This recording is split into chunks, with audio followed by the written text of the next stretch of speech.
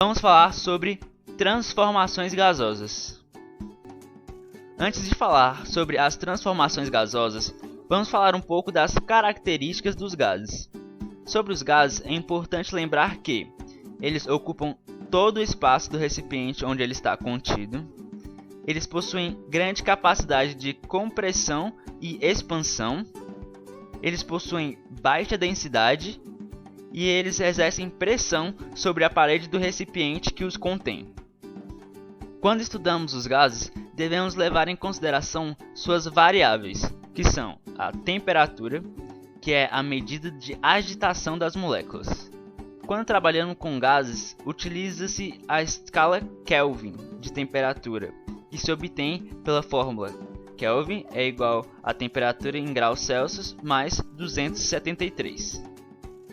Temos também a pressão, que é a força por unidade de área, ou seja, nos gases a pressão é o resultante do movimento das partículas em choque com as paredes do recipiente que contém o gás.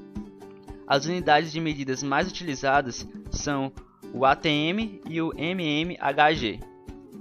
E por fim, temos o volume, que é igual ao volume do recipiente que o contém. A unidade mais comum para se medir o volume é o litro. É importante também sabermos sobre a CNTP, que significa condições normais de temperatura e pressão, nesse caso 273 Kelvin e 1 atm.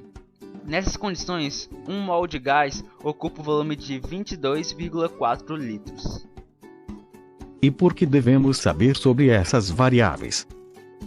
Porque as transformações gasosas ocorrem quando variamos a temperatura, a pressão ou o volume, ou ainda quando todas essas variáveis se modificam de uma situação inicial para uma situação final. Existe uma equação geral dos gases, que é a base de todas as outras transformações, e é usada quando ocorrem mudanças de temperatura, pressão e volume ao mesmo tempo. A equação pode ser expressa dessa forma: a pressão inicial vezes o volume inicial sobre a temperatura inicial é igual à pressão final vezes o volume final sobre a temperatura final. Essa é a fórmula mais importante que você deve saber, porque ela serve de base para as outras 3 transformações. E quais são essas transformações? Temos 3 transformações, que são a lei de Boyle ou transformação isotérmica, que o nome isotérmica lembra temperatura, e nessa transformação a temperatura é constante, ou seja, ela não muda de valor. O que muda nesse caso são os valores da pressão e do volume. Quanto maior a pressão exercida, menor será o volume, e quanto menor a pressão, maior será o volume. Logo, são grandezas inversamente proporcionais. Pegando a equação geral como base, como a temperatura é constante, não utilizaremos ela.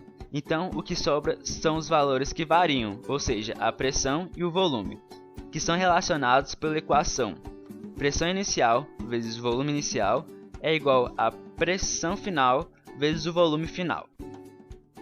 Temos também a lei de Charles e Gay-Lussac, ou transformação isobárica, que diz que se mantermos a pressão constante, o volume que um gás ocupar vai estar diretamente ligado com a temperatura, ou seja, quanto maior a temperatura, maior será o volume, e quanto menor a temperatura, menor será o volume.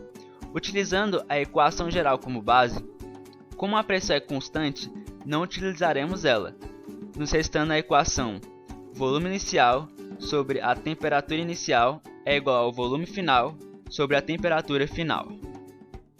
Temos também a transformação isovolumétrica ou isocórica. Nesse caso, o volume é constante e a pressão que o gás exerce está relacionado com a temperatura, ou seja, quanto maior a temperatura, maior a pressão, e quanto menor a temperatura, menor será a pressão. Utilizando a equação geral como base, como o volume é constante, não utilizaremos ele, restando a equação pressão inicial sobre a temperatura inicial é igual à pressão final sobre a temperatura final. Para complementar, temos a equação de Clapeyron, que utilizamos quando temos ou queremos descobrir o número de mols de um gás. A equação pode ser expressa por pressão vezes volume é igual ao número de mols vezes a constante dos gases, que é igual a 0,082, vezes a temperatura,